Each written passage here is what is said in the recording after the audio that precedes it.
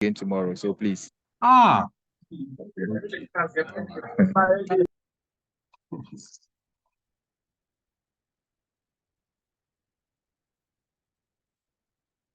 start one on this side.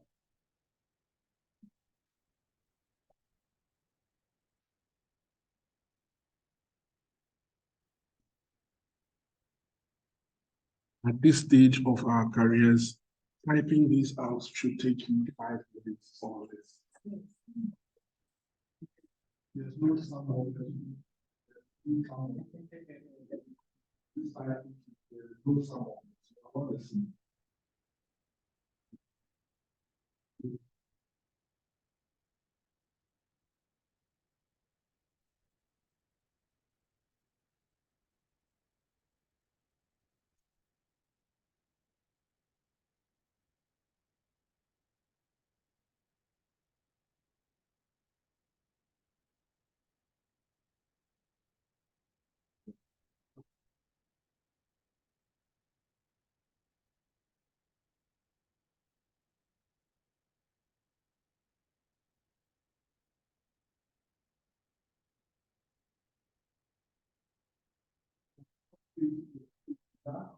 Oh no.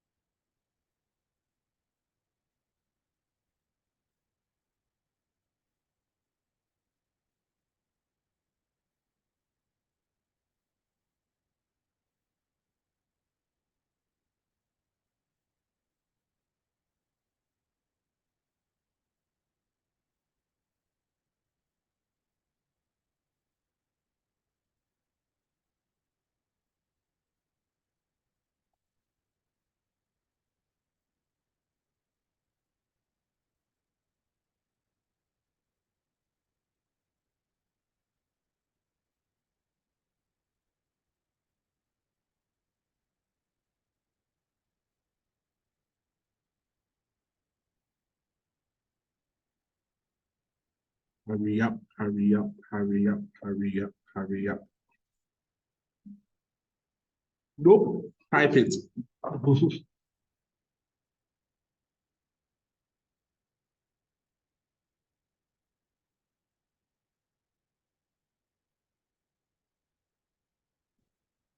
you people will not go and learn the baby speaker. So this is the suffering you suffer for not learning the baby speaker. Eh? And then when the time is up, then we close. You people are supposed to. Hey, maybe it's become to in a day I can find you a lot of times you can have in the office. When you get to the office at 9 o'clock, the first 30 minutes you use it to talk and ask how your day was. That time you can use it to learn the baby speaker. Oh, it's true. The moment you go to the office, there is no job that the first 30 minutes you work. You have to pack your bag. There's somewhere to say, how are you? Oh, Charlie, how are the kids? Oh, the kids are that is go, Charlie, the Ghana economy, then you insult the government small. Then it is all. There is no job I'll be to that we do. There is no job. So first 30 minutes is out of the question. The last 30 minutes of the job closing time is out of the question. Because when it is 30 minutes closing time, you off your PC, you sit down, you start to chat, then you close. There is no job that at that time. You could have used that time to do the business because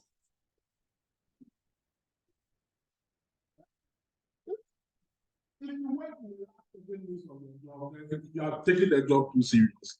No one works at the last 30. Even the CEO said doesn't work at the last 30 minutes. Oh, hey, then you are a serious worker because what I know is that the last 30 minutes, you pack your bag. When the time is there, you pick your bag and go home. Or you start packing after the time. Hey, the next shift, so what do you do? You're a nurse. Or you there, you have to hand over. But even that one said, unless the patient is dead, you say, oh, bye, I'll see challenge. I don't know what. Unless the patient is dead. Oh, bye, I'll see your heart dream. Man, the tablet there to be. There you go your way. There you go. Huh? Oh, hey, man, the woman. Of course. Yeah. Handing over, obey your handing over 1 hour, then you start a job. You will not be paid overtime. Next is in Ghana, they get paid overtime. Yeah.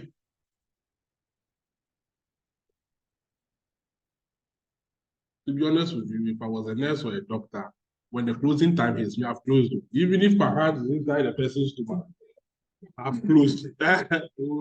Overtime, you will not be paid overtime.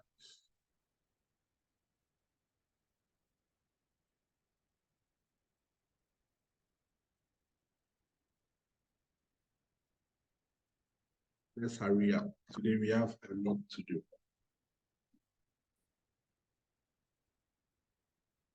As you can see today, we have written some new codes here. We have written link, and then we have written SQL and SRC. So with these two inputs, it means that we will start to put our CSS code in a CSS folder, and the JavaScript folder in the JavaScript folder, the HTML in the HTML folder. So we are starting to separate them. We know how to put them all together, but now we have to learn how to what? Separate them. Are we okay? So that will help us in the things we have to do. And of course, with this application we have over here, where is it? It's over here. Where is it? Shape. Good. So over here, if I come and check my shapes, right? I have something like this showing on my screen. So this is what I have on my screen. I just have circle, square, rectangle, that, right? And they are all in their divs. So we can't see the divs, as I told you in the earlier class, because it's invisible. So we can't see it. So we now have to make sure that the individuals can see the word, the div, okay? And we'll start off with the circle. And understanding or using this class as a bit of a go-over tool, but we would be combining the CSS, the HTML, and the JavaScript. We'll be combining all today. We'll try and build two separate applications for the two. But the first thing in which we have to do is go back to primary school a bit. So we have to go back to our primary school. Hey, if I do this, I can't. Let me see if I can do this. Good. So over here, and let's watch the board first. Okay. Now over here, I can't do this. Okay, let me. I can do that too. Okay, let me see if I can use this one. Good. How will I do a circle? Those online, this also goes out to you. Those online, this also question also goes to you guys too. If I want to do a circle, how will I do a circle?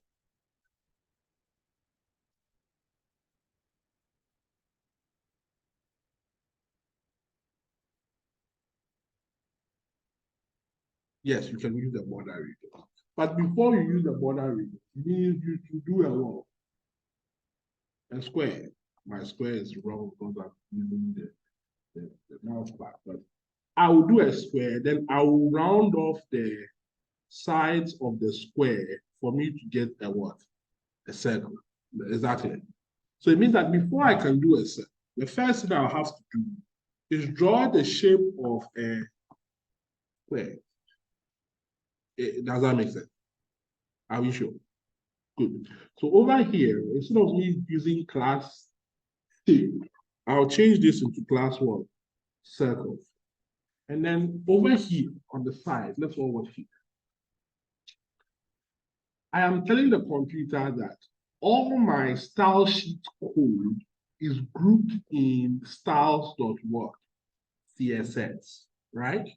So over here, when I click here, I need to create a file called style.what?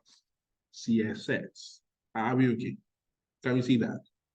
Now, in style.css, it is being referenced over here. That means anything I do over here would be taken from this screen and brought to what? This screen here via this link coding which I did. So now this is how I will externally link to a particular CSS code. Are we okay? Now, over here again, I have a class name called what? Circle. That means if I come to my CSS, for me to use that, I have to bring a dot and type in what? Circle. So now I have created a CSS piece of code for my class name what? Circle. We are saying that for me to do a circle, I first of all have to do a what? Square. That means over here, I have to do height that. But before that, or before me doing the square thing, let me do this. So let me say the body of my work, so the body tag should have a display of flex. And then I should flex it in a column direction. I should align the text items in the center. And then I should justify them, all my content, to be in the what? Center. I should also have a height that is 100% of the viewing area. And then every single margin in my application should be 0. This piece of code here will have an effect on what I am doing. When I refresh, you can't see it now, but it will pop up very, very, very soon. Are we okay? Let's come back here. And then we are here. So over here, I'm going to go back to my dot circle.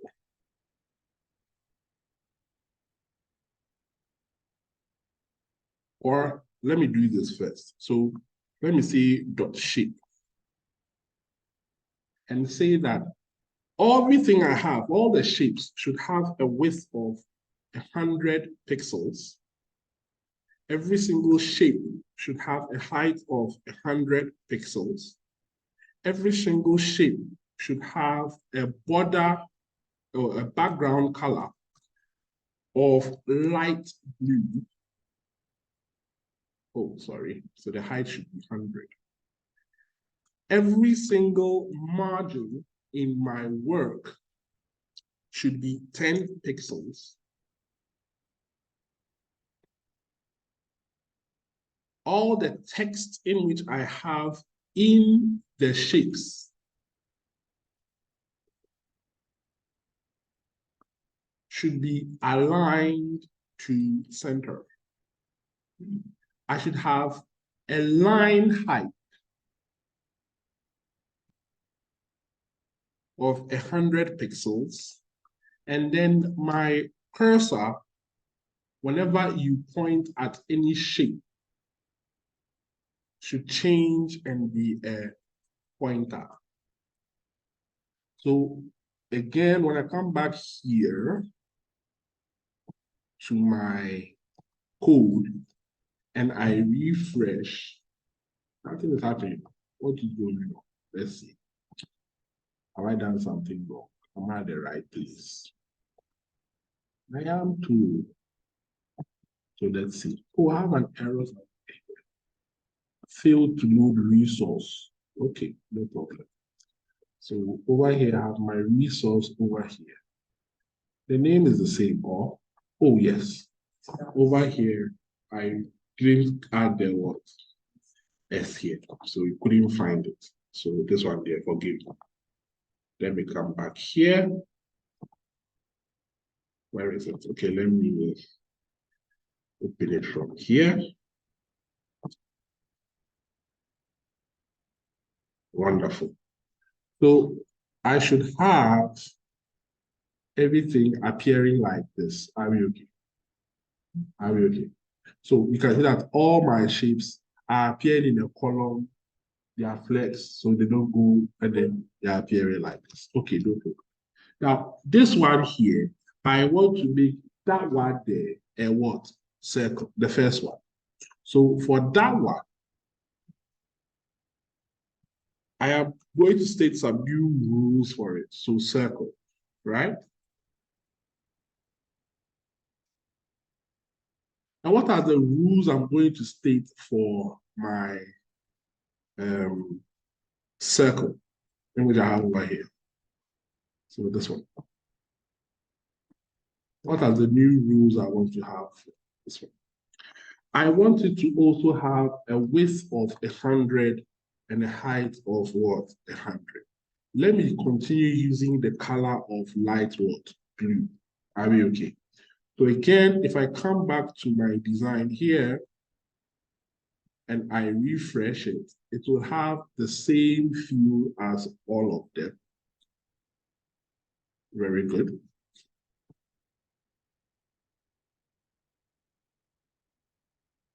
Let me leave here. And I want to leave here. So it will have the same feel as all of them. To be honest, all of these things here, let's move it from here and then let's bring it here. Now, what I have just created is a square, right? But the shape in which I am looking for is not a square. It is a what? Circle. That means that something must be done here for me to get that in which I want. And what must be done? I must make sure that my border radius is what?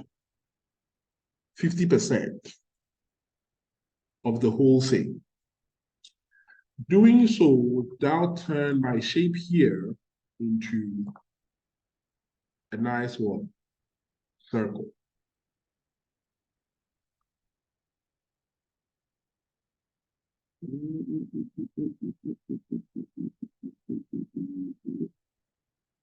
Okay. Yeah, now turn it into a nice one, circle. So let's type this CSS code in what we have, see if we'll get the same result. Then we'll move to a triangle, a rectangle, write CSS for all of them. Are we okay?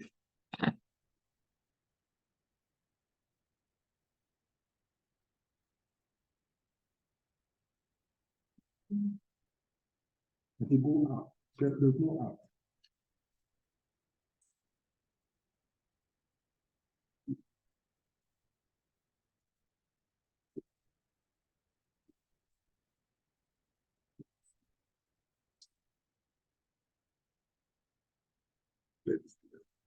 Okay, so here can be at the top, then here can be at the other side. So you can type it. Just online, are we okay? Yes, please.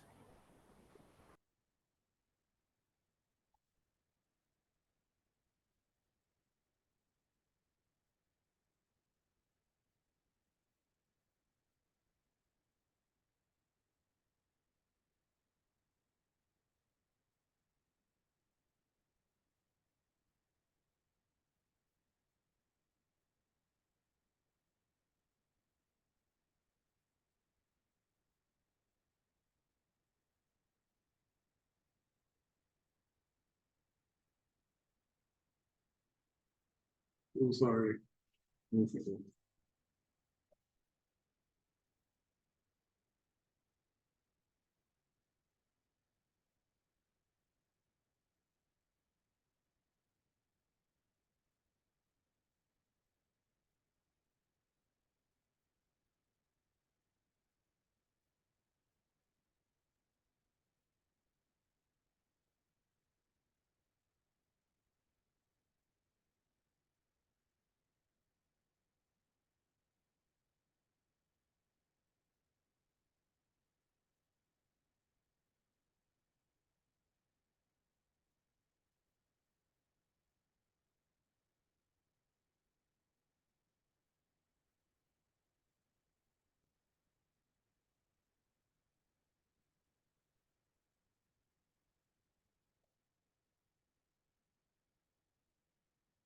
let's make a bit of a change here, okay? The display flex here and the display column here, let's change them to this. Let me see if I'll get the result in which I'm looking for. Good. I want it to be like this. Okay. So let's change it into this. And in my case, I don't want it to repeat 4 times. I want it to repeat 3 times. So that I'll get them 3 by 3. Like this. Good. So 1 here, 1 here, 1 here, 1 here, 1 there, 1 there. Okay. So let's get this one also done. Any an error, that's so a big deal. This is supposed to be on 1 line, right? So that you can type. That's why I did it like that. Okay.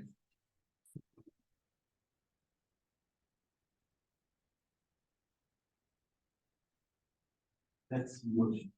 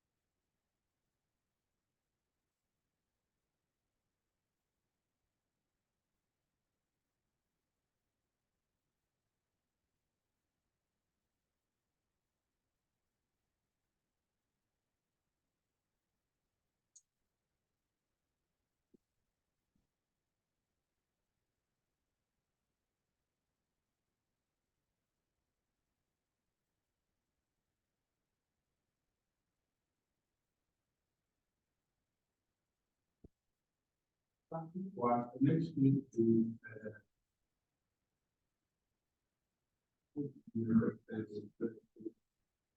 the ball.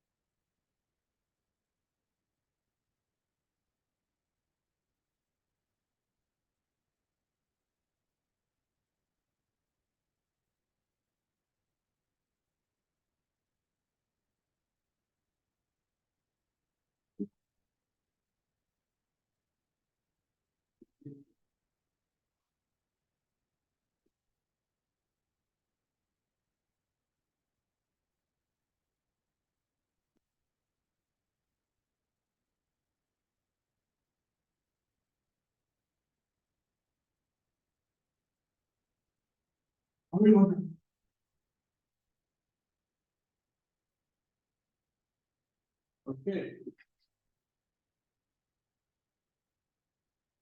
So we have something which looks like what? This, right? Okay. So let's do this. Let's change here from 0 to 200 pixels. Okay.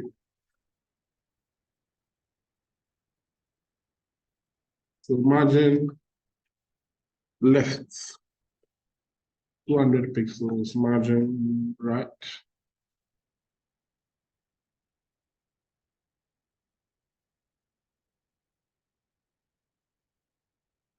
Margin right. Also 200 pixels so that they come a bit closer. Are we okay? They come a bit closer. Okay.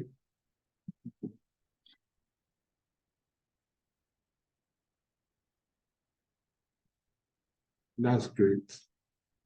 Now we are done with the circle. So it means now I want to do a square. It's already a square, right? So there's nothing for me to do with a square, right? The next one, so it means here I can change it to what? ID. Oh, sorry. Here I can just change it to what? Square. Are we okay? Are we okay? Sure, sure. Good. Over here, I'll change the class name to what? Rectangle. Are we okay? And then over here, I'll change it to what? Triangle. Of course, this is going to be a pentagon. I even wonder how we are going to do that one. And then this is going to be a hexagon.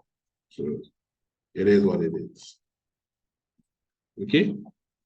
So now let's do the rectangle. The square, the code for the square is going to be the same as shape. And since we have removed all the shape, let's just call replace the name shape of what? Square. Are we okay? Are you all watching the screen? Are you sure? Don't be happy typing. Some of you that typing, you are happy. You are like, I need type. No, relax. If you need more to type, tell me. And then over here, we will have circle. So the name here used to be shape. You change it to square. Okay. So that on our screen now, we'll have something that looks like this. So these will now go away. Now we'll have our circle, we have our what? Square. Are we okay? Now, when we come back here, you want to create a shape for what? Dot rectangle. And where is it? Rectangle. Where is it? Good. Rectangle. So we want to create a shape for a what? A rectangle. Now, of course, a rectangle is exactly like a what? A square, right? The only difference is that the height would be a bit what? Longer. So here I'll do it one what? 50. So that is a bit what? Longer. Is it the width that should be higher or the height? The width, okay. So here I'll change this one rather and then maintain what? This one. Okay. So now if I come back here and I refresh, I should have a rectangle. Are we okay? My shapes are there, right? Good. Now over here we will have a what? Triangle. So let's finish up with the rectangle, then we'll add what? Triangle. Okay, so type. Those who like to type.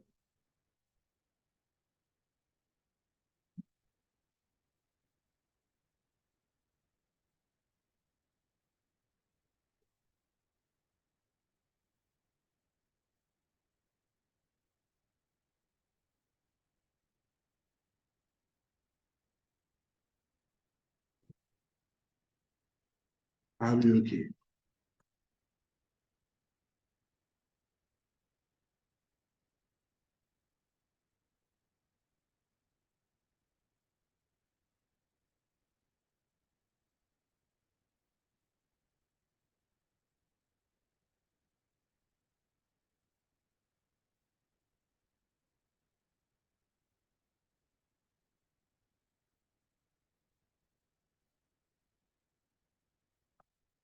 As I said, today's class is for us to learn some more tools with the CSS, get ourselves familiar with how to manipulate it a bit, and then we'll conclude the class with the JavaScript by making it tell us which shape we are clicking on.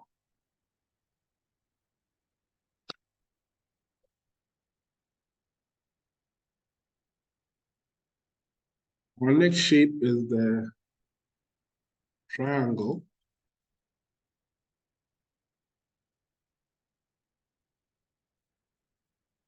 Over here, I'm going to tell the width of the triangle to be 0. I want the height of the triangle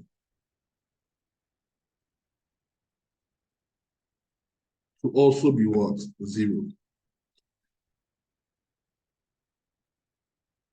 Then I want the border line of the triangle to be the border left of the triangle should be 50 pixels, should be solid, and should be transparent. So what would that do? Let's see what that would do. On our screen here, when I refresh, I'll see it has moved here small.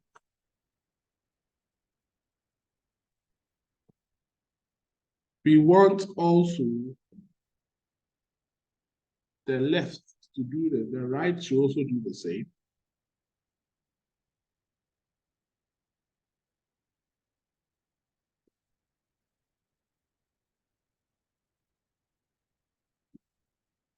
And finally, we want the bottom to also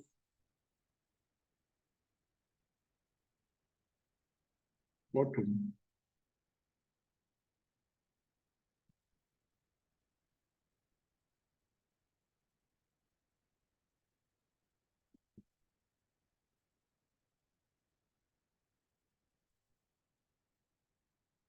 And it should be light blue. And this should provide us with a triangle.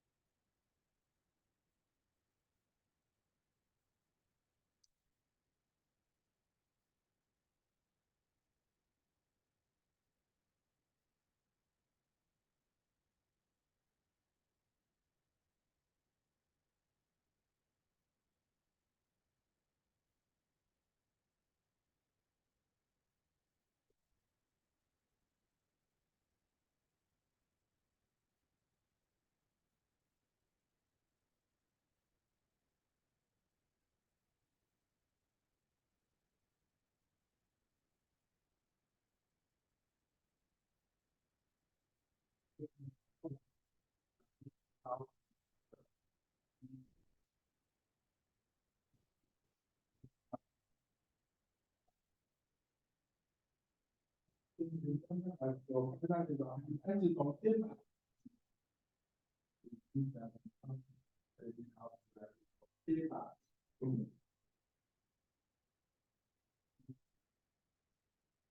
yes. What are you doing? Listen. Oh, okay. When we are done with the class, then we'll discuss everything. It's not hard. But to the students, it's always hard.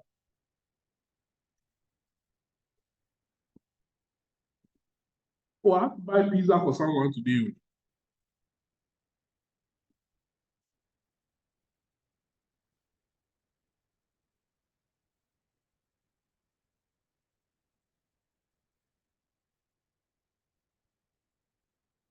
The next shape we have in the whole thing is the shape of the pentagon. Oh my God, how are we going to do a pentagon?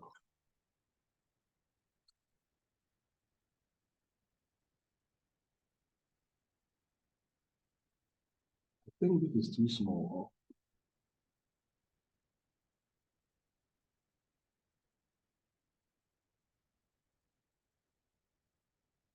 Don't do what I'm doing. I'm just checking something again.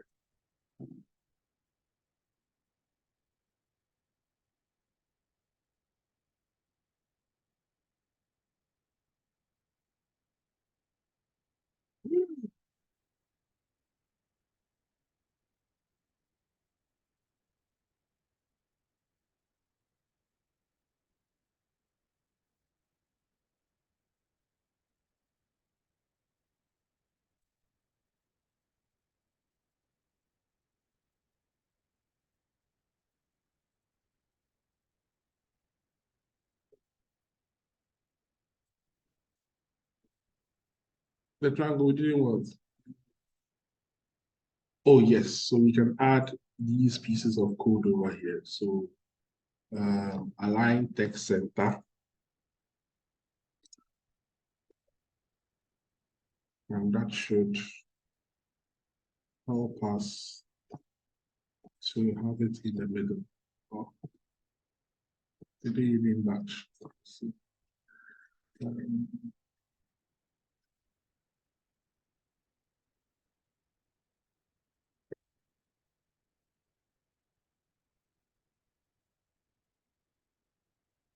Cursor should be pointer.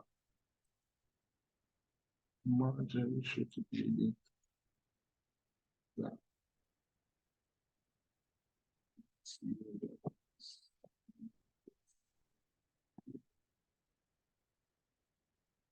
It is centered. We've taken it always as it is centered, but we have to force it in here.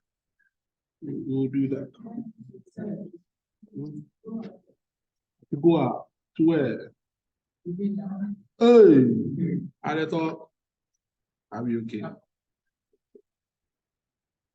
Now we have to do the pentagon, right? By the way, what is a pentagon? 5 sides. Okay. So dots pentagon. And the pentagon, we are going to start off with the width of the pentagon being 100 pixels. The height of the pentagon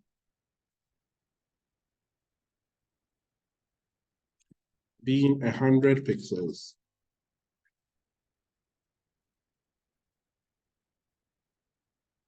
And then the background of the pentagon being blue.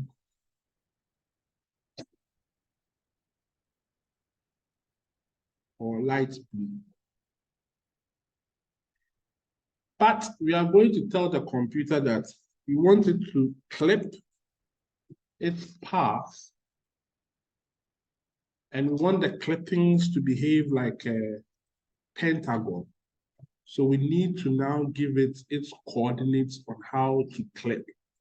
So we have 50% by 0%.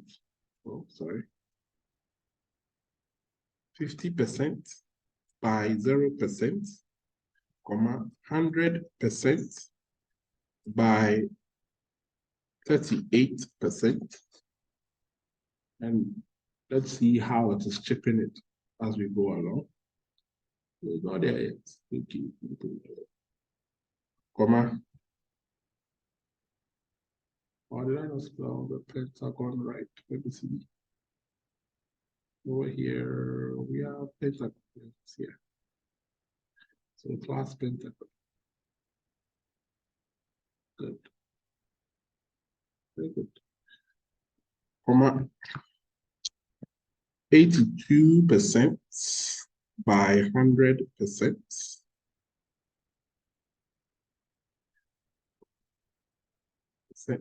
Comma. 13% by 100%. And 0% by 38%.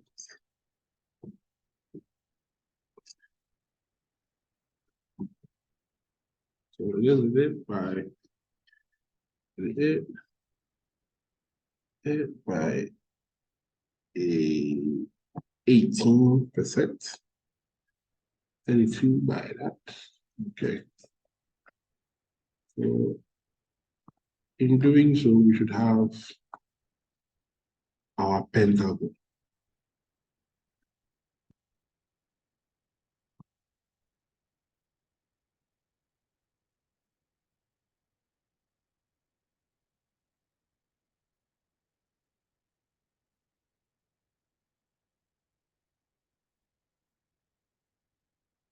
Whilst we are at it, means for hexagon to I'll do this.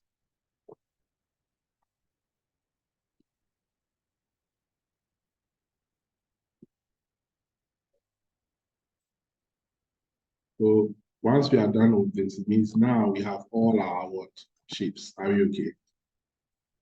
And you should have all your shapes.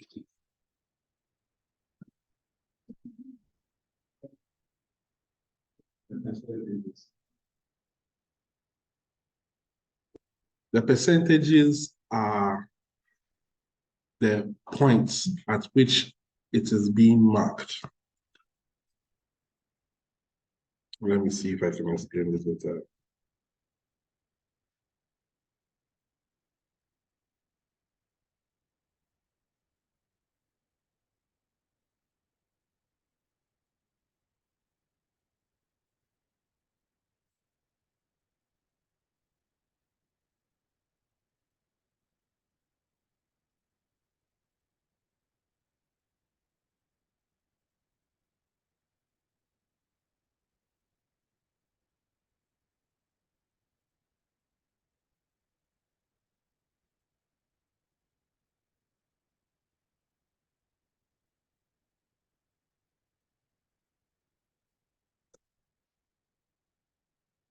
Okay. So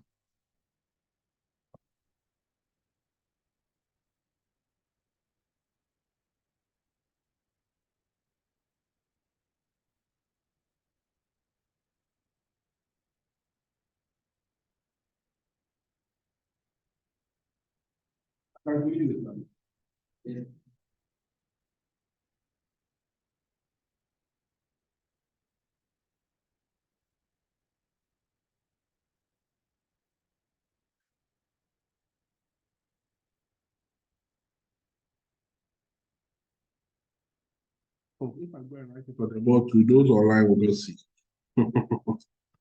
Okay. So the path clips, this path, the clip path here. Okay. This is or specifies a clipping path where everything inside that path is visible and everything outside that path is clipped out. Are we okay? So the cliff path for me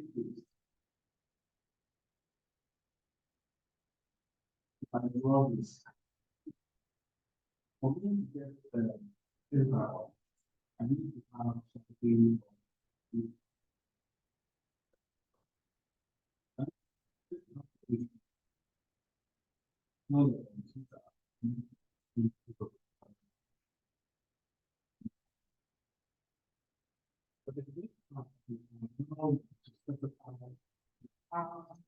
fall inside the area that I want to record.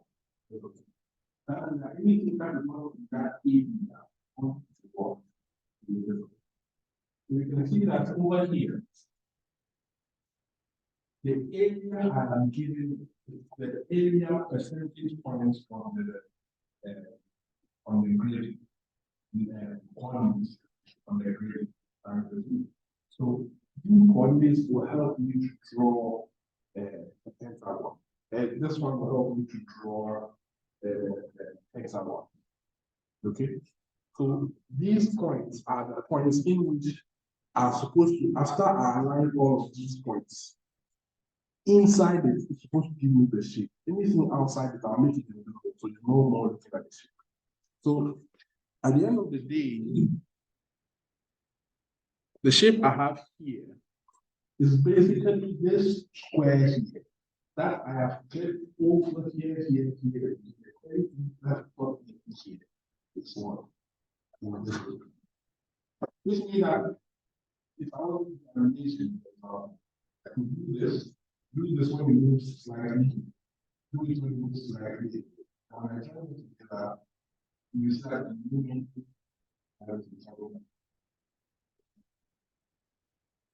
The clip is just for me to create the function which you can use that one to do a polygon hexagon. You need to have hexagon. Okay.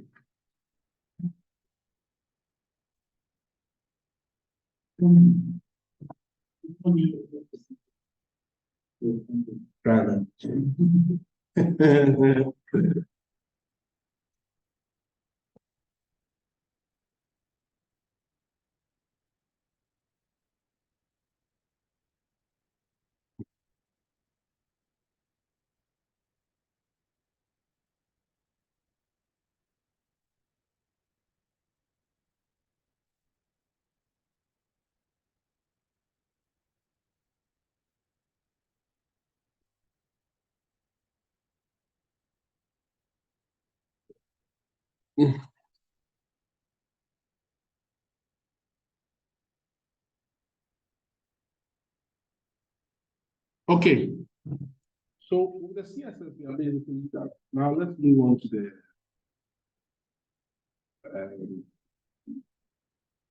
juicy parts. Of course, for this and this too, let's make the cursor pointer. Are we okay? So scroll down here. I'll just go and pick this. And I'll bring it over here. And I'll go and pick this. And I'll bring it what? Over here. Okay. We are back here.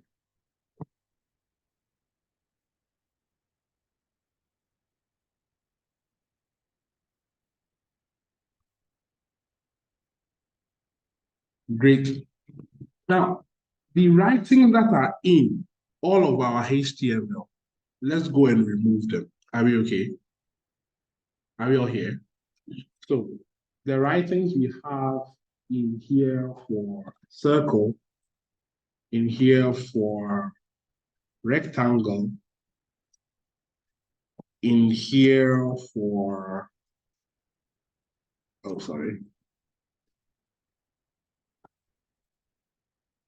triangle, all of these ones, let's go and what? Remove them. Okay. So now we have something like this. Good. Our thing is a bit boring in terms of the background color, right? So let's change the background color.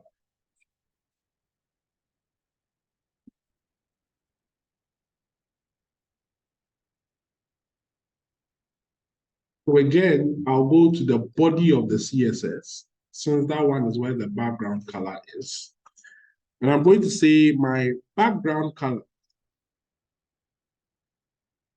should be, let's all ICT here now,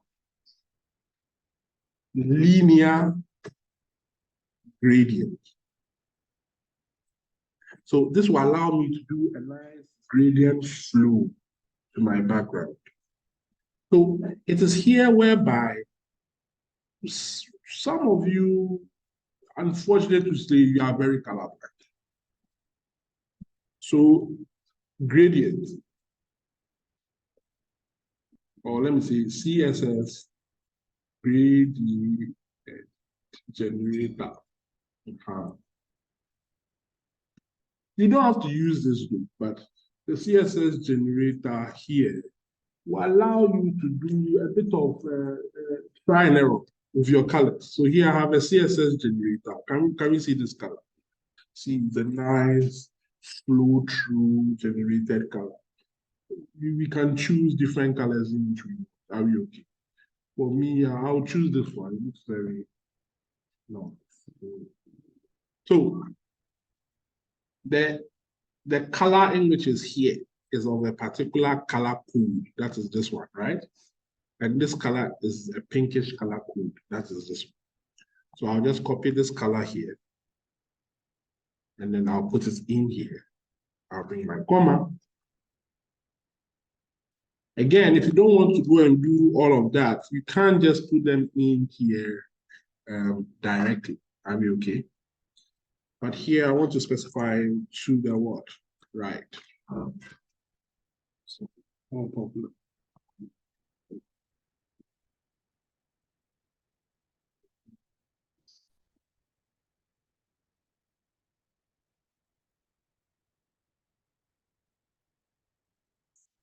Great. So from here, I can just straight go and then pick my pinkish color, right?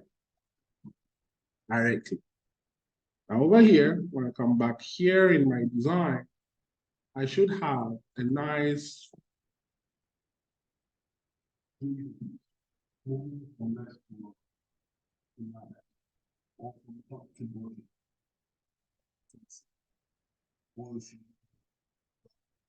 so for example, I can't allow my gradient to move in a circle pattern.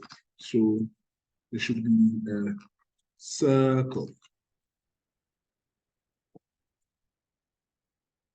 And in doing so, when I come back to my design, I'll have this. Oh, where did it go? Oh, if it's going to be a circle, then this one should be a radial gradient.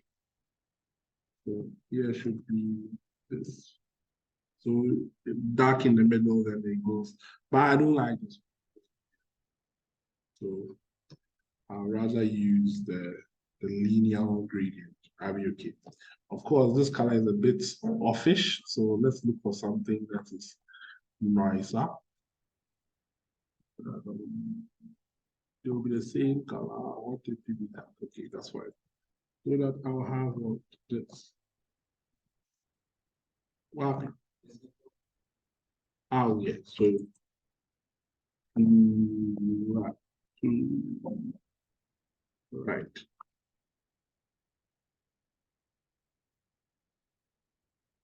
So when I come back here, I should have a nice one gradient in the background. Okay. Great. So let's add a gradient to our back. Okay.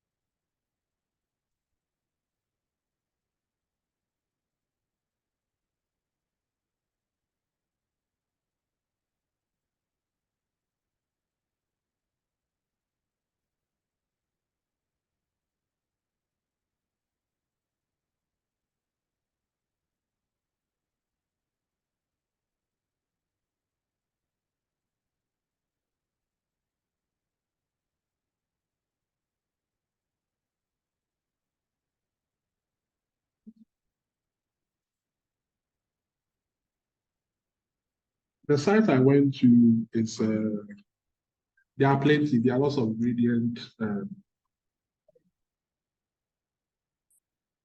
The code down there. Yeah, yeah. So you can pick the code directly from there. You understand?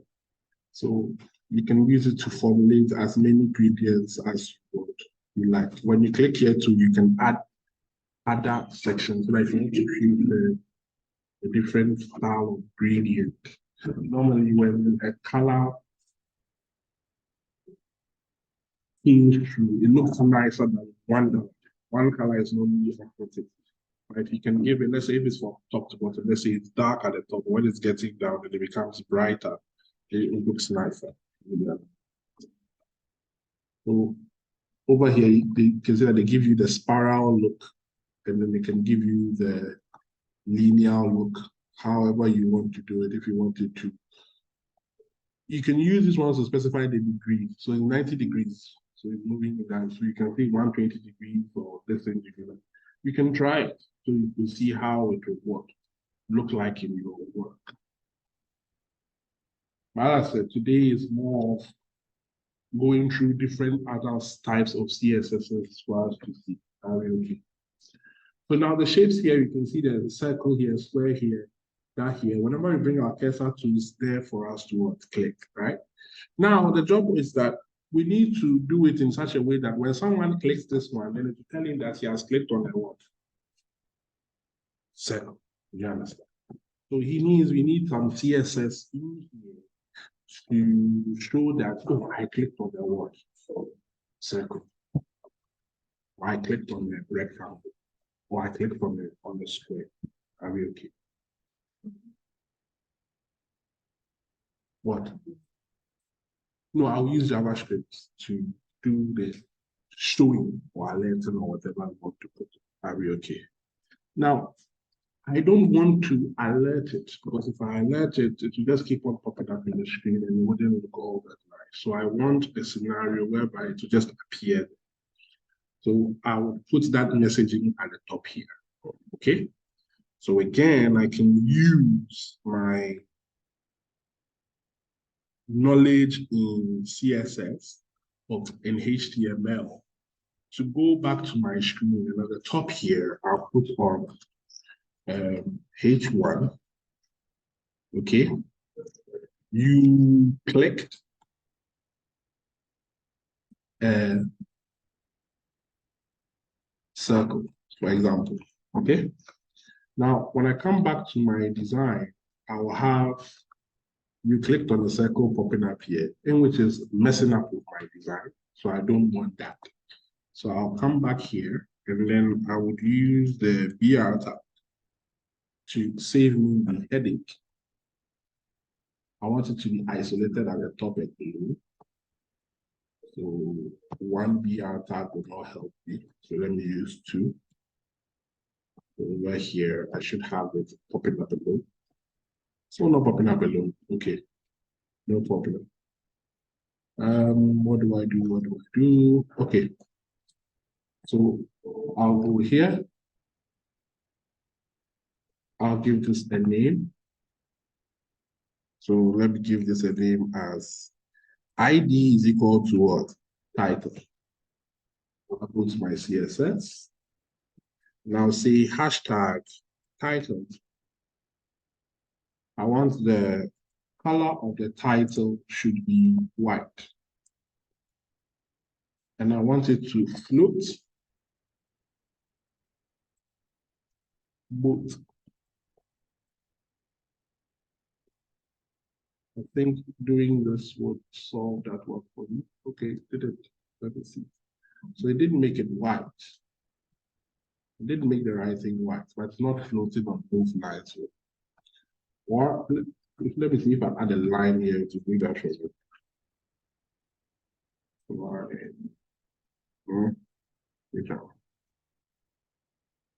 Okay. I just want it to appear at the bottom so that it is isolated. Why don't you want to go away? I did it a great. I made a mistake. What do I do? What do I do? What do I do?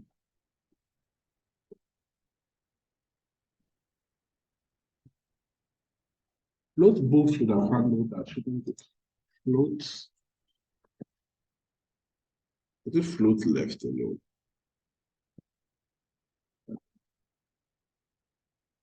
Float.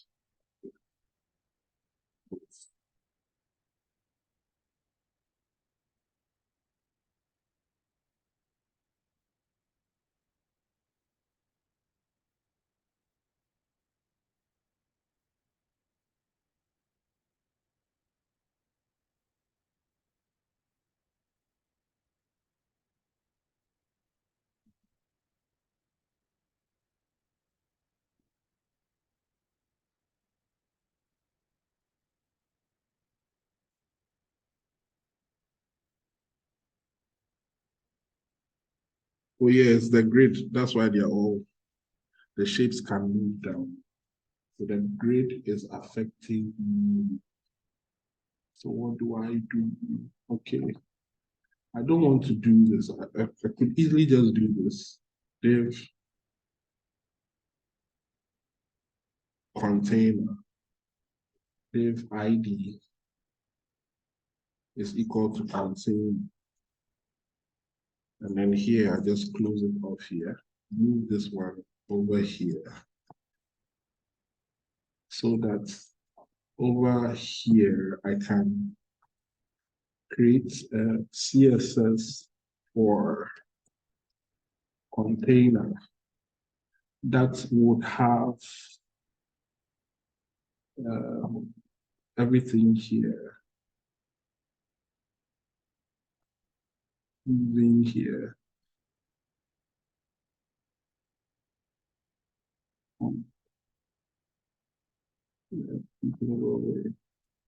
So doing that should move it to the top here and then be free. I just didn't want to do that. I guess it is what it is. So that I can also tell the computer to align my text in justified setting for the title. And in doing so, my title will appear in the middle. It's not so aligned text. Where is that?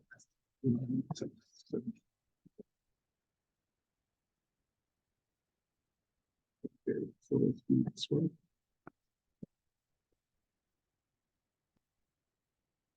Great. And center. Good. So I have this. Um,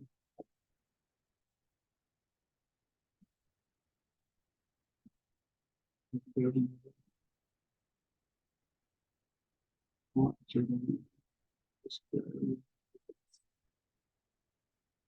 okay.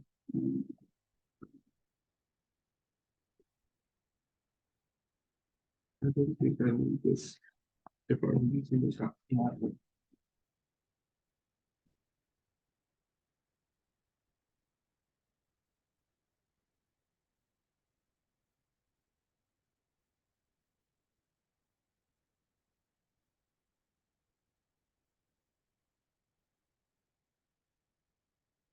So that this can come a bit closer. But no, that is fine. I just want this at the top here, so that's fine. Okay. So let's do this. Okay. The as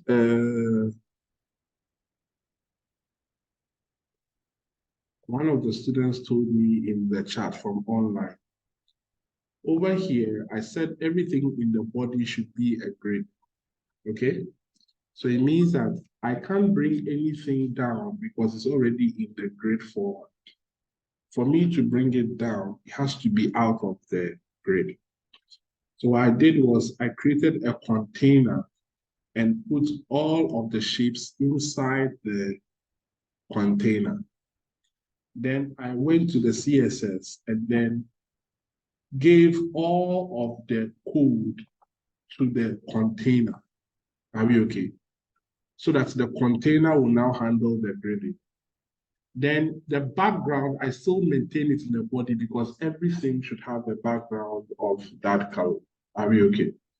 Now, once I did that, it means that now over here, everything here is part of the grid. So it will show in the grid format. But this is not in the grid anymore. So it will show like how I want it to show. And I just want this one to be at the top here. We would remove its content so that when I click this, it will appear here that I have a circle and so on and so forth. Does that make sense? Are we sure? Are you sure? So again, what I did was in the HTML, I changed the code by adding a H1 and a div1 container. Are we okay? The container, I started it here and closed it at the bottom of all of the shapes. Are we okay? Let's do that. When we are done, then we'll go to the CSS side.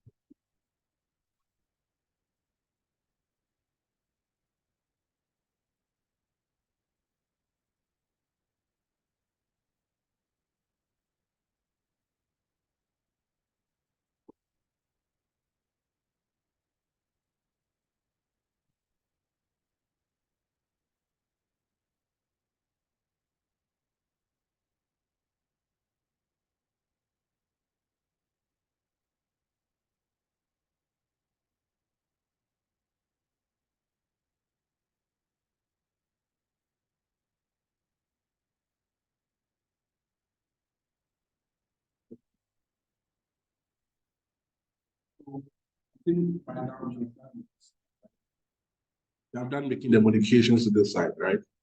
So now in the CSS, we're going to do two things. Thing one, we're going to bring all the code in the body into a new thing in which we are going to call container, okay?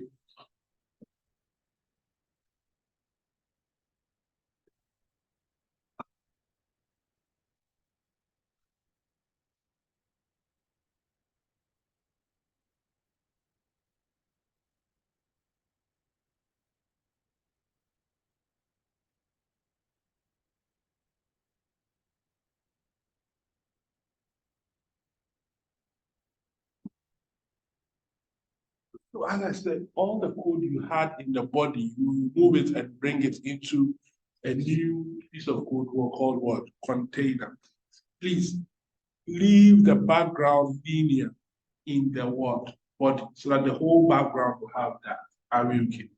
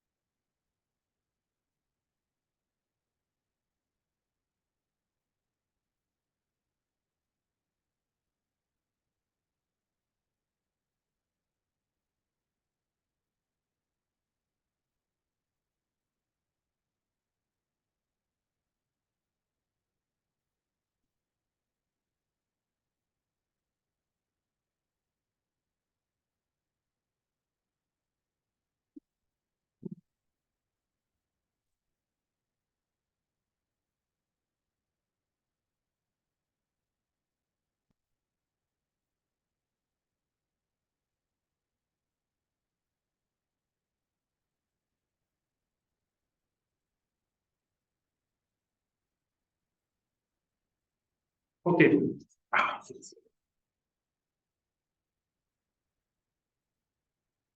At the bottom too, we will have this. Are we okay? So at the bottom, then we'll have this piece of code here.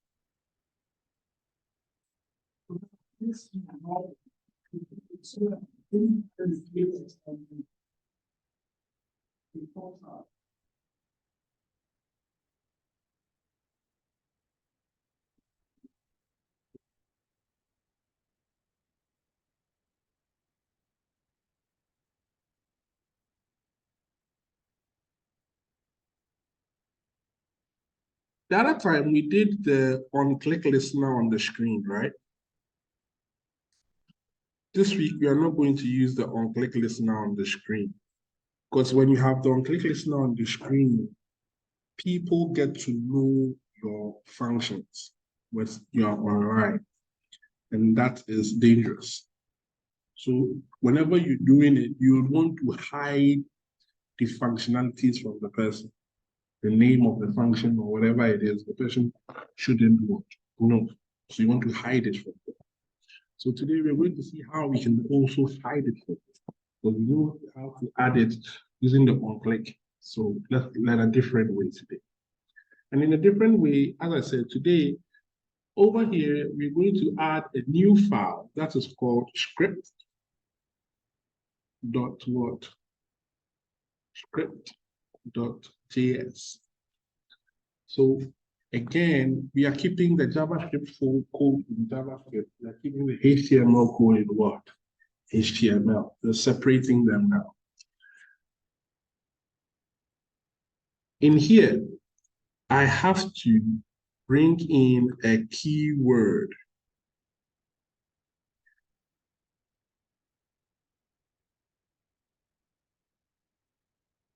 I have to bring in a keyword. And that keyword is event listener. I need to create an event listener for the computer to listen to a particular event that is going to happen. In my case, I want the event of a particular button being what? Clicked on. So it means that I will tell the computer to listen so that when the individual clicks on a particular button, based on that event, do the certain codes in which I want you to work. Let me see if I can put it in a more better way. But,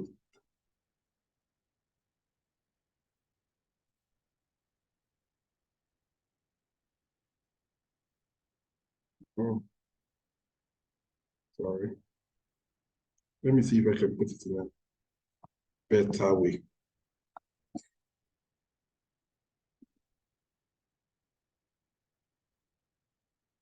Okay, so we are here, right? Where are we? Here. I'll come to the JavaScript code. In the JavaScript code, there's no need for me to type scripts there because the file itself is JavaScript, so there's no need for the script. If we're doing it in the HTML, then I have to type script, and then put them in. So here I don't have to do that. In here again, I'm going to tell the computer to go and do some things. So what do we want it to do? We want it to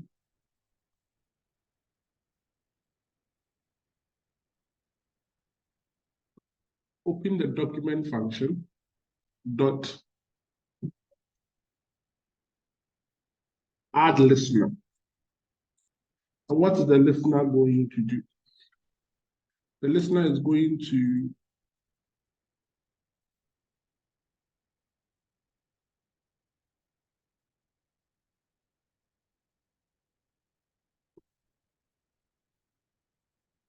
go this route or go this route.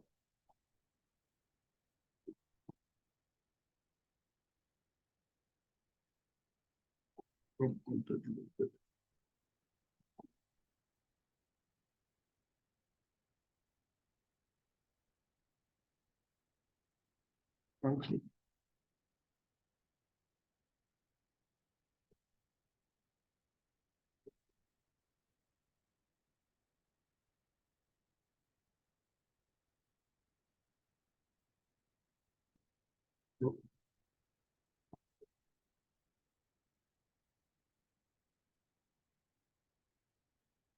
Okay.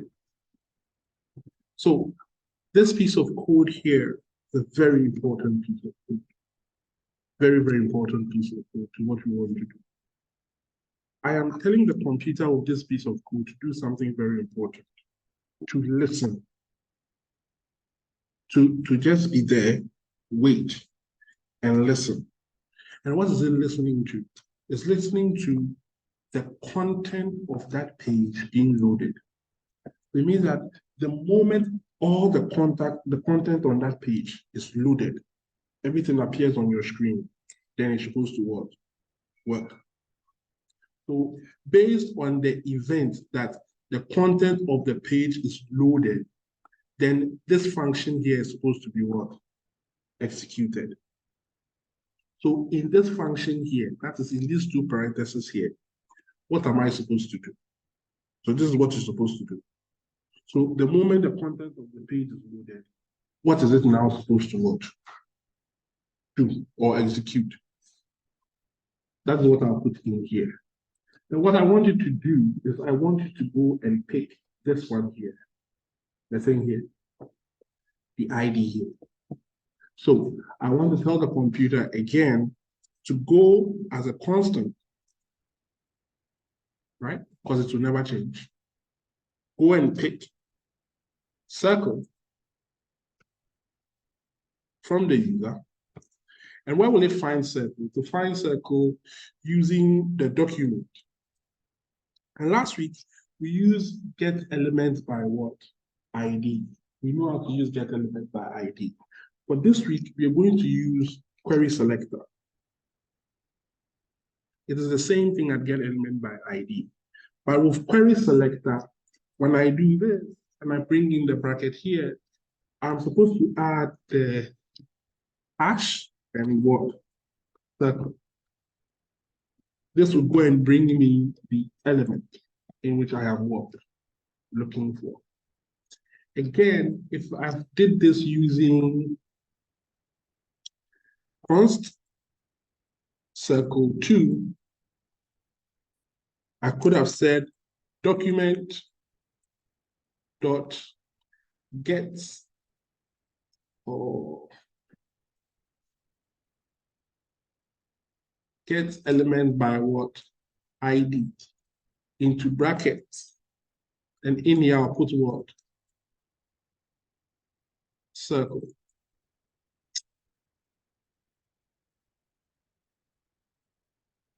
This statement here is the same as this statement here. So with query selector gives me the flexibility to search with a wider range, not just with ID. I can search with classes. I can search in an ID and a class. I can make other combinations with the query selector. So that one is open. But with the query selector, again, here I'm telling the computer it's looking for something with an ID. So all I have to do is give it this word, ID. With the query selector, it is selecting a wide range of things. So I have to be more specific by letting the computer know with the hash symbol that that thing is a what? ID.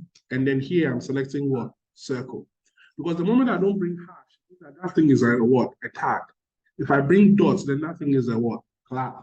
So I have to specify the type and the version which I am what? Looking for. But for today, as I said, every day we need to learn something new. So we're using the word query select. So what this piece of code will do is this. When the page is loaded, the function is working. Because we told it on the load of the page work. So the moment the page loads, it will go and look for something that has an ID circle and pick it up.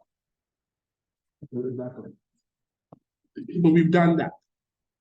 Now we need to tell the computer again that it should go and take the circle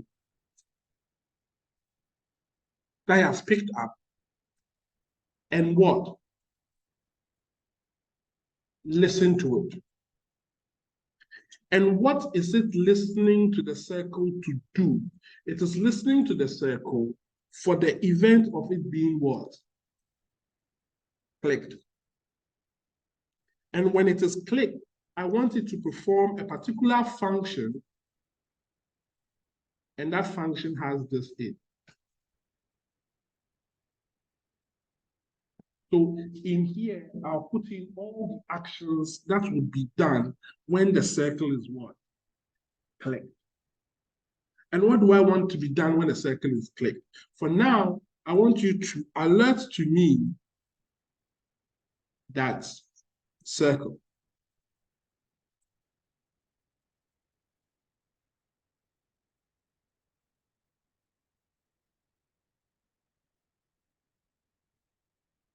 So again, if I come here and everything is correct and I refresh this, my page will be loaded.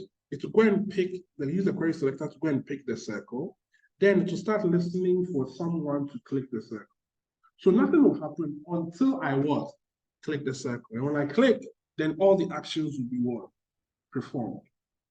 With this, if someone right-clicks on my screen and goes to inspect, when he comes to circle, he doesn't see any on-click here.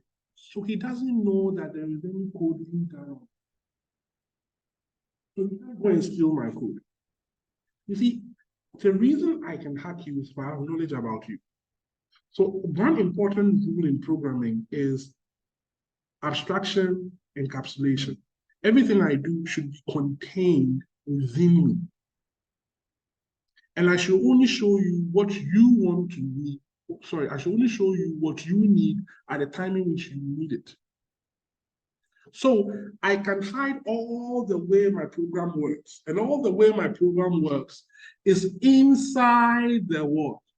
JavaScript folder. So on your folder, all you see is HTML. How I click this and then it pops up, you don't know how it is done, what is picked. Is it the ID that is being picked or is it the class? Which one is being picked? You don't know. So you can't do anything to me. So another layer of security of your code is what? Added. Of course, I can just easily come here and type on click function do that. That when you click, then the function will go.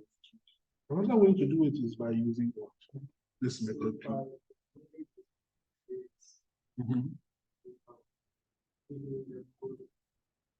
By mere use of the JS. Because this code, we are not seeing this. This code, if I wanted to see it, I could see it. Because it is a front-end language. It means technically this code exists on the person's computer. Let me give you an example. So over here, when I come here, for example, let's go to Facebook. If I go to Facebook.com, my Facebook, let's go to Google.com, right? Now, in here, when I right click here and I go to view source code, this is the source code I see. If you're a very observant person, you realize there's a function here which is JavaScript. But this code you see here has been confused. All the spaces have been removed, right? So the time it will take you for you to sit down to watch it, when you get to where there is a semicolon, then you bring it down. Then you come and arrange it to how it should be blocked. Then you come and read the code one by one. Then your children will have given birth and come back. It's not worth it. For you, if I come to what we are doing now and I right click and go to view source code, I will only see the HTML code here.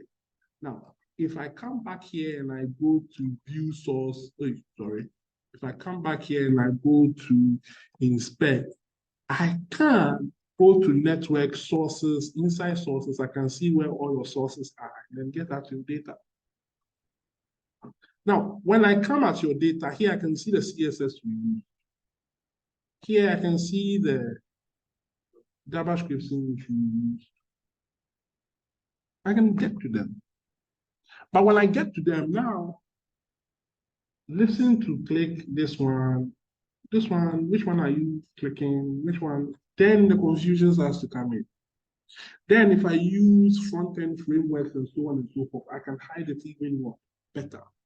Front-end frameworks, Angular, Vue, React, so on and so forth. I can start to hide the front-end one better. So that when you get there, you can't see my code. But it gets it, don't worry. It is interesting how things are hidden from you. It's very, very interesting. And again, when I'm here too, I can go to networks and I can see that when I click here, I am maintained on this page. You see that here, nothing left here. Meaning all my code is here. If I am in Google and I right click and go to inspect, and I go to network, and then I click on, let's say I search for something here. Do you see what happened? I leave the page, go to other pages and come back. So it is telling me where I'm going. I've made 82 requests. I've left, I have come back. I'm leaving the page and going and coming back. You don't think I'm leaving the page, but I am. And what they have done is that in here, when you click this thing here, the code you write here will leave the page and then what? Come back. So here is where you put in your text or your data. So that to leave this page, go to the back end, do whatever you have to do, then the reply will come, then it will come back. And when it comes back, you haven't left. You are still there. Then the reply will be moved. So to do your content is standard, but it is not moving and coming back. We will get there, don't worry.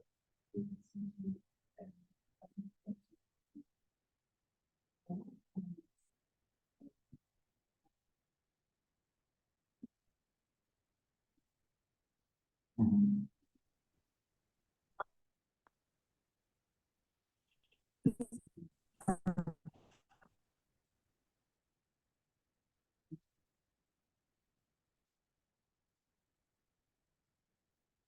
If you are going to write your code, you can write your code like this.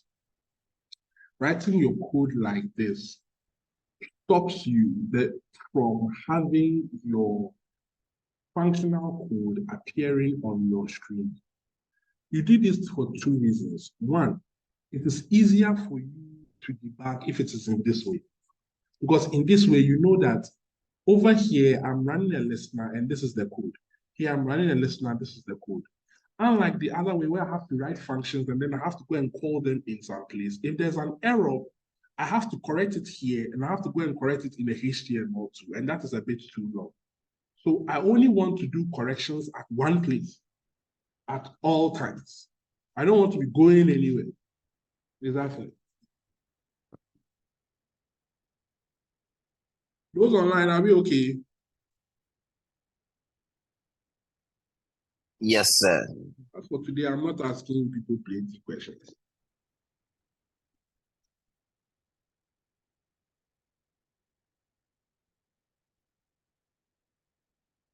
The person who won the thing was one of you people who is online, but because you're online, I can't buy the pizza. What do you say? Or I should buy it and then leave it?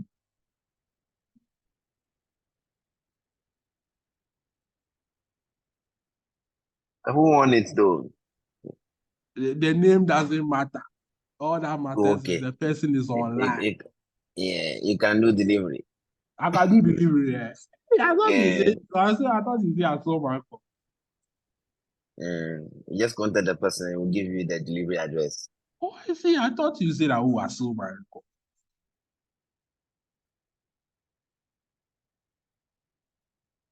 The wonderful thing here is that over here, we don't want to alert it, but we want to display it inside the what? The title, right? That means that over here in the title, I'll remove this code image I have here. I will okay. Then in here, I would come to the top and write a constant. Okay, I'll call the constant title. It should be equal to document dot query selector into brackets head tag hashtag title.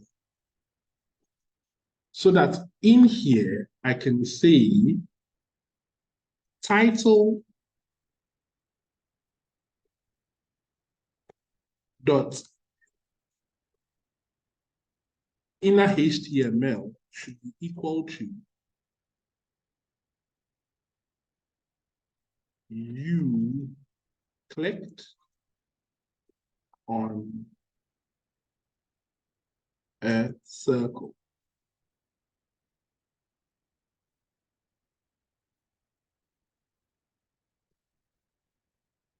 So now when I'm here, where am I? When I'm here, when someone clicks this one, it says you have what?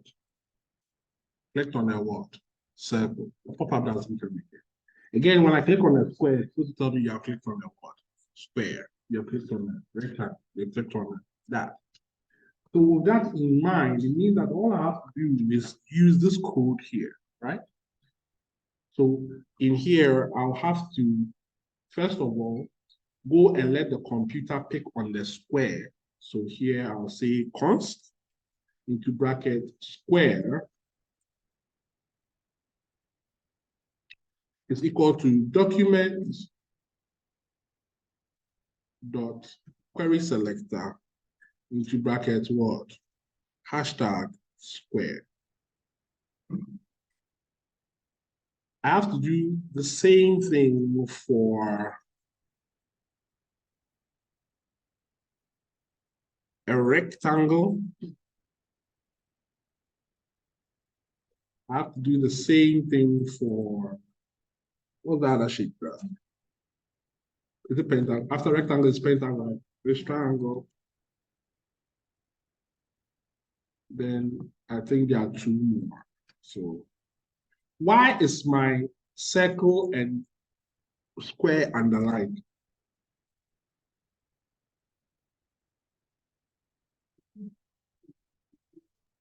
Yes, because you have more than one variable with the same name. And why is that important? Because they are constants. Are we clear? The reason why it's underlined is because they are constants. This is the const word here. It means that there can only be one of them. They can't be what? Two. So that is why it is underlined. So it means I have to give them different what? Names. Once I give them different names, the underlining there would what? Go away. Why is the blue light blue instead of deep blue?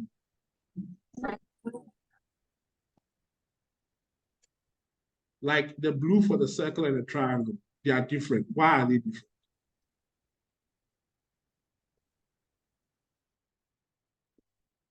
Because I have used circle. I have not used what? Square. So the computer is telling me that I have created a variable I have not what? Used. So it means when I come in here and I use square, for example, I say square dot something, immediately the color becomes bolden because I am using it now. Does that make sense? So again, here I would go and use my add event listener to listen for the click function. But when it picks it up, it should tell me that I have clicked on a what? A square. Again, I can do the same thing. So let me do the same thing for these ones. Let me cheat a bit, okay? Because I'm tired of typing. So let me cheat a bit. And come here. Pentagon. Don't do what I'm doing, oh. My students are better than me. So that,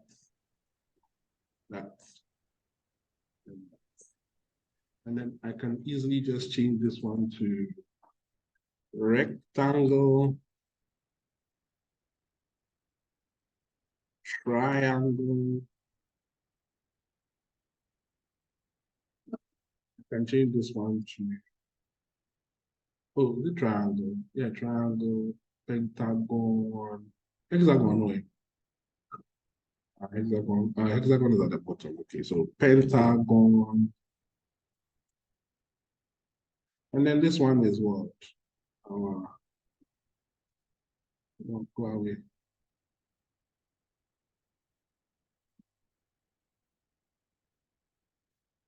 Hexagon. Great. So now, when I'm here, I refresh my page. I click this circle, click this square, click this rectangle, click this triangle, click this pentagon. I click this, it tells me it's a what? Hexagon. So now when I click anyone, it knows which one it is. So gladly, we can move to the third phase of the program we want to do. And what we wanted to do all day. We are playing a game of chicken, whereby we have hidden the correct shape under one of them.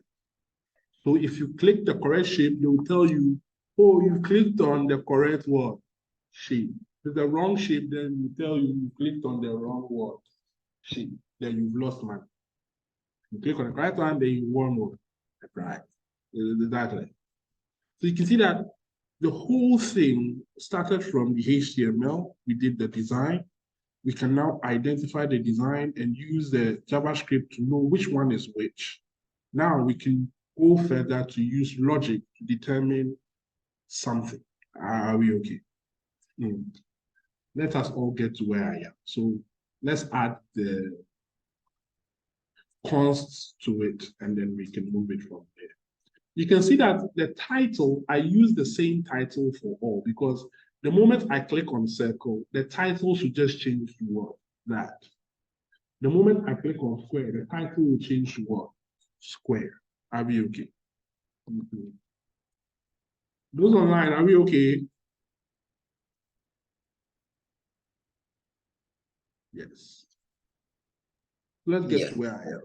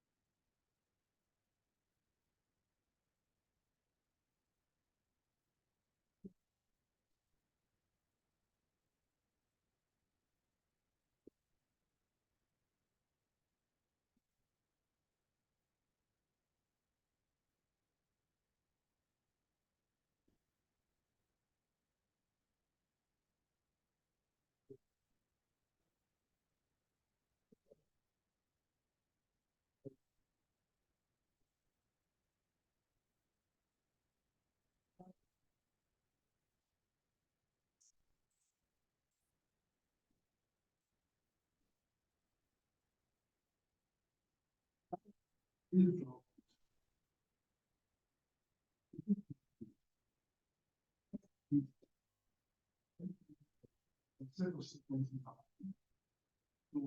the first line states that listen to when the age comes.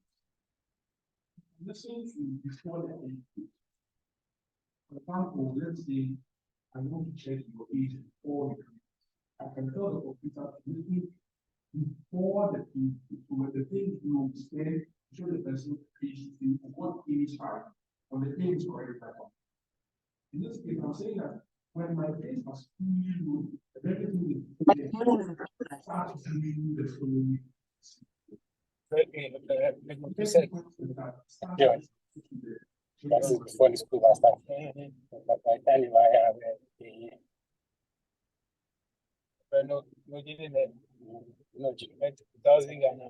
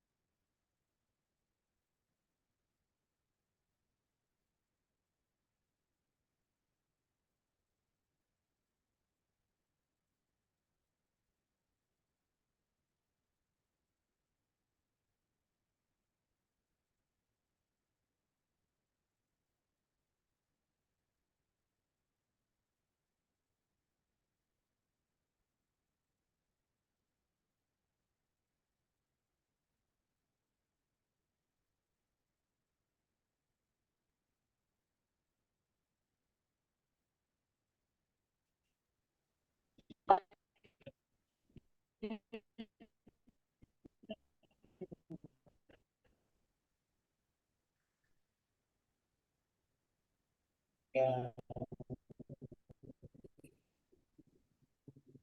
Okay. Do we all have the same result? Okay.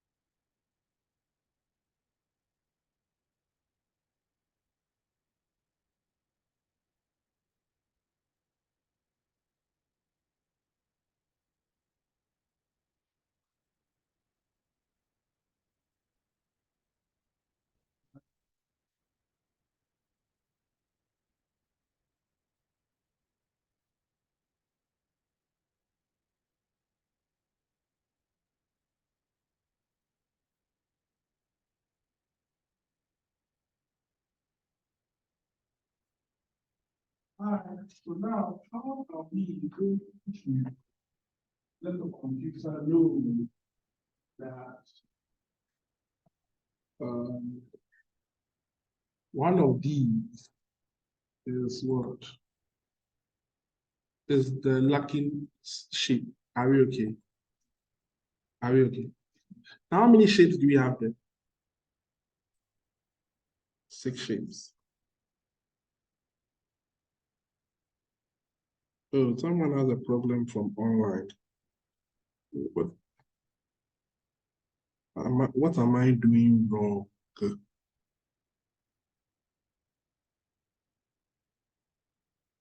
Walanyo, can you share your screen?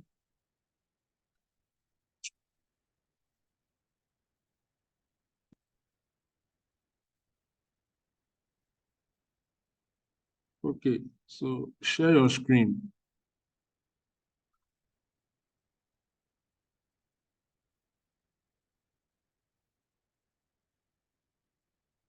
Share it now. Hurry up. Okay, so let's go to, okay, so You are telling the computer that it should select circle. You are not selecting circle. You are selecting an ID called circle in the query selector. So if something is an ID, what should be first? Not that line, the next line under that. Yes, if something is an ID, what should be first? Good. The next line, you are telling the computer to go and select a square. So an ID square. So you have to do the same thing for the next one. So the ID symbol and then what? Square. Very good. Remember, the query selector is not like the select element by ID. So you just can't type circle there. You have to type the qualifier to begin with. Are we okay?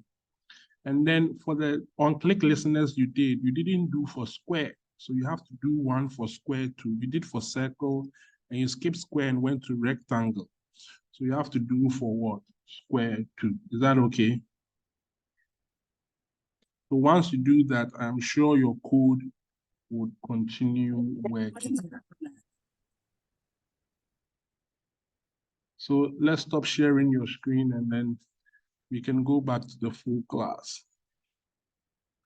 That's great.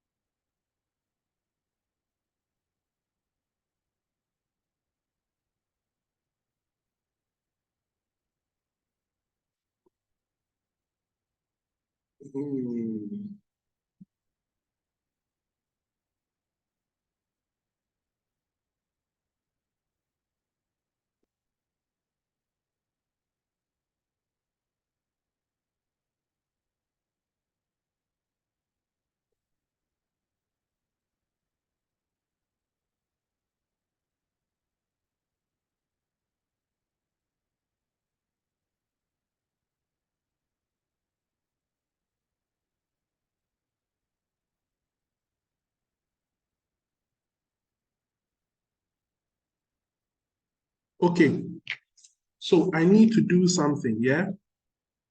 I'm going to assume that this circle here is 1. This rectangle is 2. This thing here is 3. Over here, I have what? 4. Over here is 5, and over here is what? 6. So I have 1, 2, 3, 4, 5, what? 6. Are we okay? Now, I'm going to tell the computer to generate random numbers for me. So I will create a function here. So function into brackets, get random number. And whenever I call on this, I want it to return onto itself, that is save onto itself, math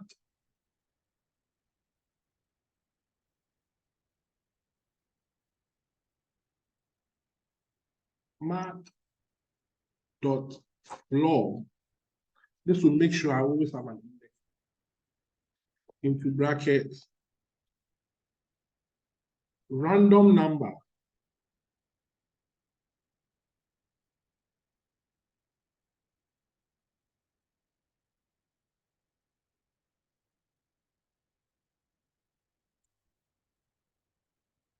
Times 6 plus what? 1. Oh, no, good. Now, this random number here should be equal to a constant. It's a constant. which should be equal to math dot random. Math.random would give me a random number between 0 and 1. Are we okay? So when I get any number between 0 and 1, I will multiply it by 6 and add 1. And that should give me a random number between 1 and 1, 6. So this is how I'll generate a random number. Over here, as we said, if our page loads, we should do the following code there. Are we okay? So alert into bracket, go and get me a random number. That means that the moment I put this code here, all of these things here would be what? Executed. So it means that every time I refresh my screen, I should see what here? A random number. So you can see what number do I have here? 5. If I refresh my screen again, 4. If I refresh my screen again, 2. Every time I refresh my screen, any random number between 1 and 6 will be what? Created for me. Is that okay? That's great.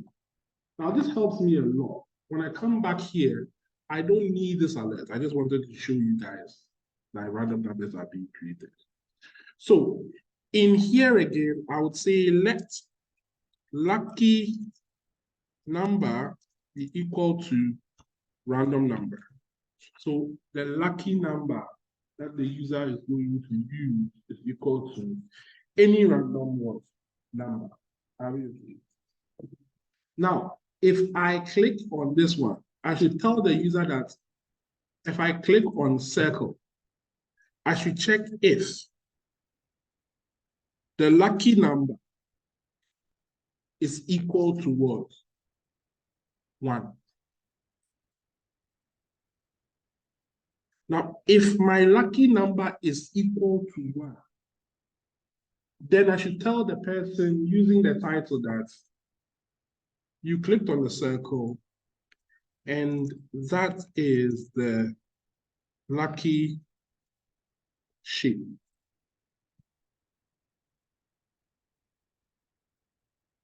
Other than that, I'll tell the person, do you even have luck?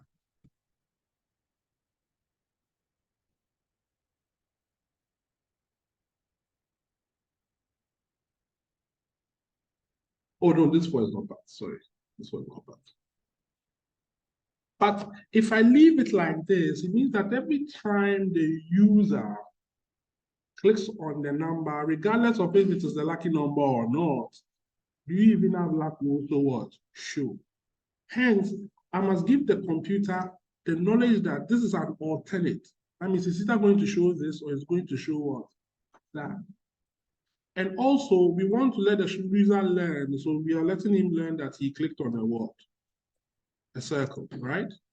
Do you even have luck? So here I have to add else into this statement here, so that this statement becomes, if the lucky number is 1, then we do this. If it is not, then we do what? That. But once we are done, we want to change what the lucky number what is. So I'm going to tell the computer that the lucky number should be equal to another what?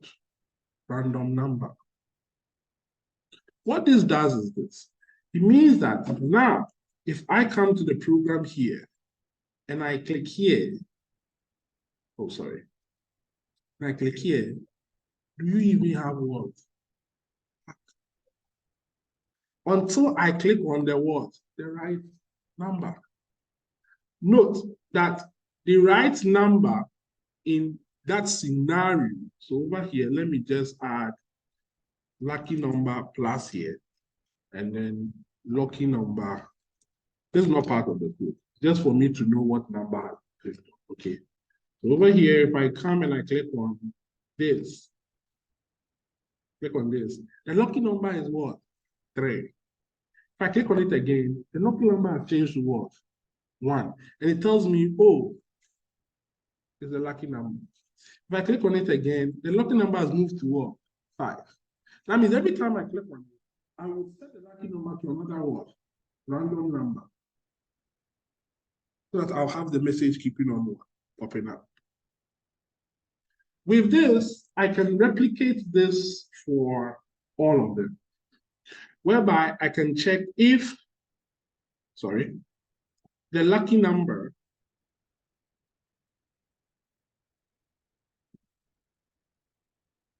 is this, then you are dealing with a what? A square. Over here is also going to be a square. The insult I'm going to insult the person to is going to change from, do you even have that, to try again. Over here, I'm going to change it to what? 2. But here, I'll leave it there so that the random number can be set to any other number after I show you the message.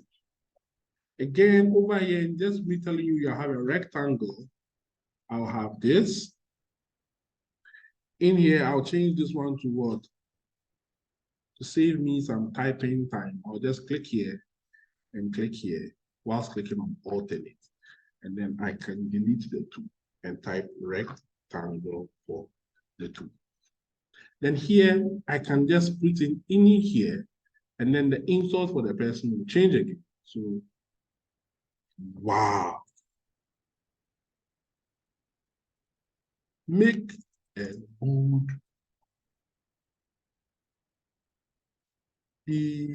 choice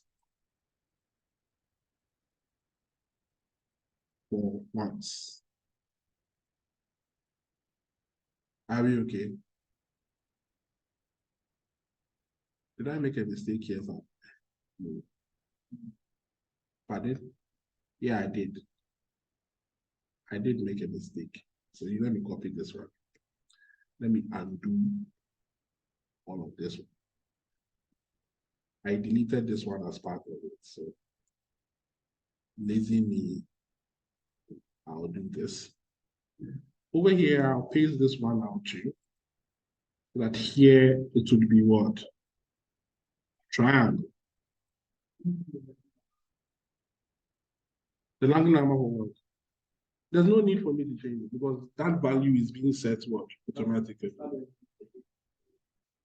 The F. I did say a rectangle.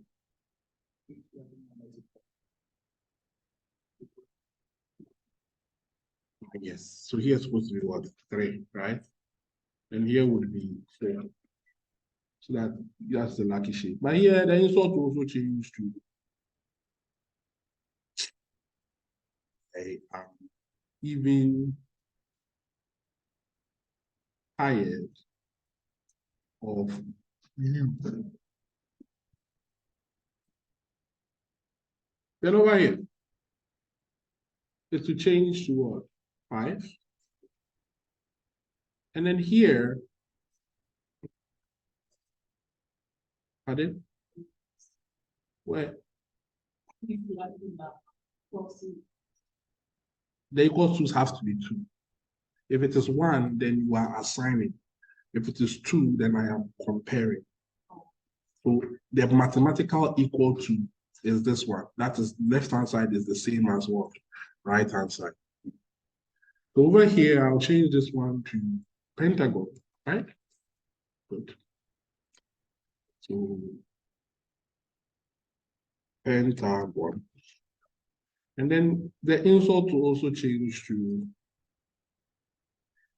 great job for not doing a good job. Then over here, we have the last one, in which here is supposed to be what? 6, right? By the way, you can copy the code you have now because now it just shows. Then you can do this modification. But here, the last one is going to be hexagon.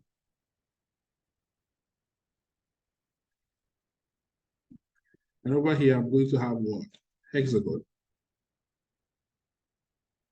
And in here, I'm going to see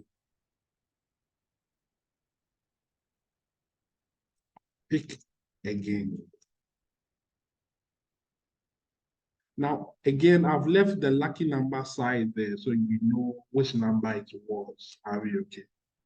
So over here, when I come and I refresh the screen again, and I press this, it's 1. So you can see, as you can see, I'm very lucky. So the first one I did, I win. The second one, if I press this one, it's like I'm winning every time I go. Oh, my luck ran out of the 2 times. So now I have this. Do you understand? So careful of the number. Okay, what's the confusion with the number?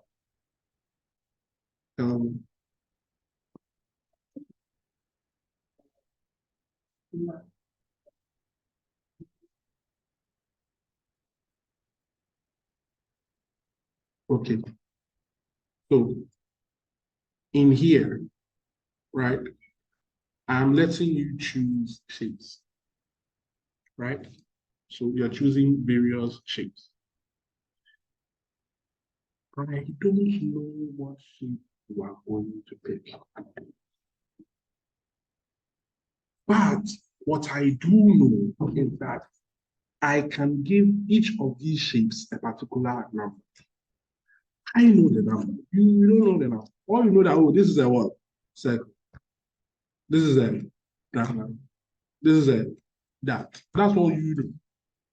So I'm saying that this shape here, me, the programmer, is number 1. Because dealing with numbers is easier than dealing with what? Letters and alphabets. This is number 2. Number 3, number 4, number 5, and number what? 6. Now in here, I'm telling the computer that I want you to generate for me randomized numbers between 1 and 6. For this one, you don't have to chew it down or anything like that. You can copy it later on or whatever. But math.random would give you randomized numbers between 0 and 1. Now, if I multiply that by 6 and add 1, that should give me numbers between 1 and what? 6. So whenever I call on this, I should get back to me a number between 1 and what? 6. Now, I am saying that if the number that I get back is 1, then it means you clicked on the what? Circle. Because I'm saying that the circle should have a number of 1. I'm saying. How are you? You are completely lost. Very, very lost. Where are you lost from? The JavaScript side last week. Oh, okay. Well, you understand. So again, I am saying in this scenario that whatever the lucky number is, if that number is comparable to 1, then I have clicked on a circle. If that number is comparable to 2, then I have clicked on a square, so on and so forth. Now, once I use the lucky number to compare, that number is no more of use again, because if I run the program again, I'll still have a lucky number of which I compared with. So once you are done, go and set the lucky number to another what? Randomized number between 1 and 6. So you can see that for each one, whenever we are done showing, we go and set the number to any number again. So that when you come over here and you click on the numbers will not have a fixed number on which you are to what? Show. Of course, those of you in this room here who have ever played Betway in your life,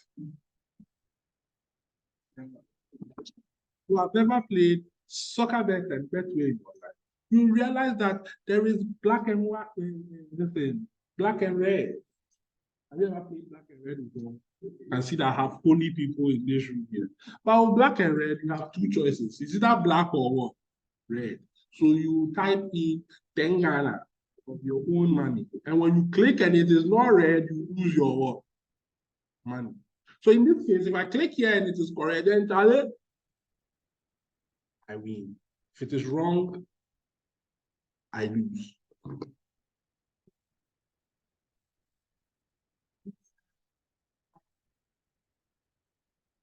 No. The user just comes and chooses black or red. So when I appear on this sheet, I'm here. I have to ask myself the question, which shade here is the lucky shade? So if I click on this one, I have to try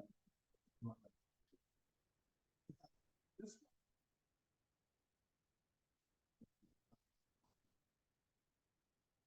On another thing, I just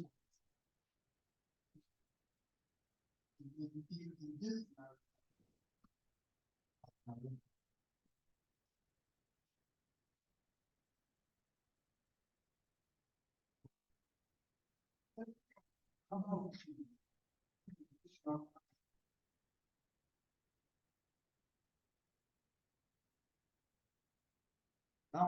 Miss France, your confusion comes in from last week. Last week we did JavaScript, and you didn't watch the video before we came here. Did you watch the video? And you still don't understand. So if you watch the video, then where's your BMI?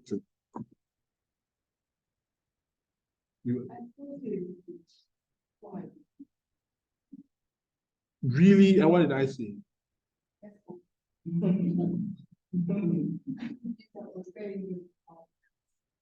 I just said, okay, send me a message again, let me see what I said.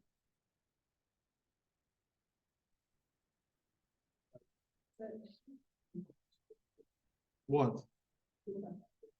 The code.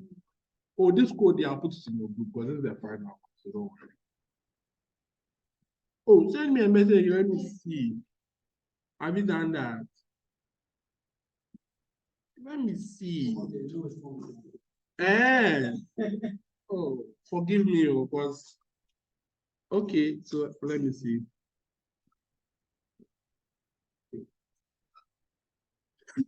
This one, like this person, I didn't know what to reply it as. That's why I just said okay. I didn't know what the reply was. Like, what was the reply?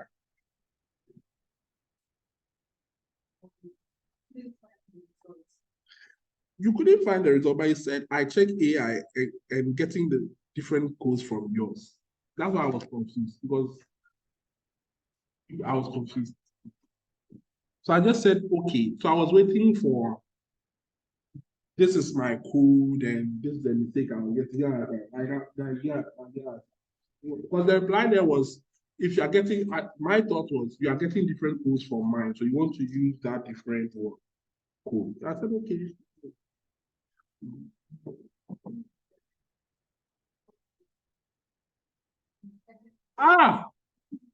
But you wrote, that, look at my code, and then you wrote, after all of that one, that you used AI to check the code, and the code is different.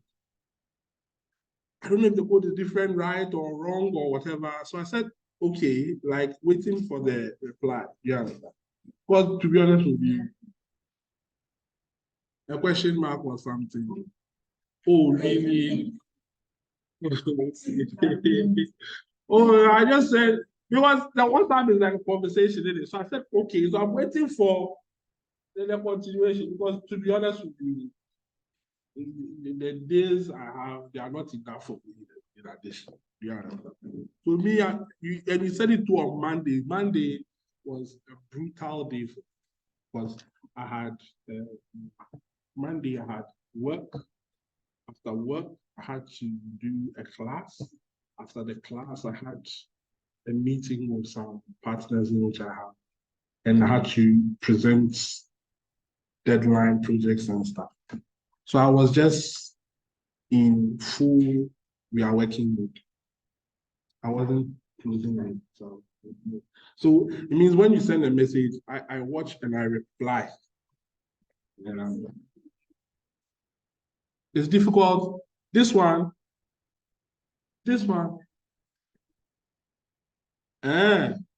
And that is why those who put all their money in bets, they are fully. Anyway, so basically, this is what we were supposed to do today. We were supposed to see how we can use query selector to pick elements. And then when we pick elements, we write a bit of JavaScript to do a little bit of computation there. When we arrive here, next week is not missing, right? So next week when we arrive, we'll build a to-do application. That is when someone, let's say I want to go to the market, then I'll do a market list. I can delete from the list. I can add to the list. Do you understand? And then that kind of thing. So that is what we will do when we arrive next week. Are we okay? Are we okay? Those online, I think that would be all. So, oh, wait. Those online, wait.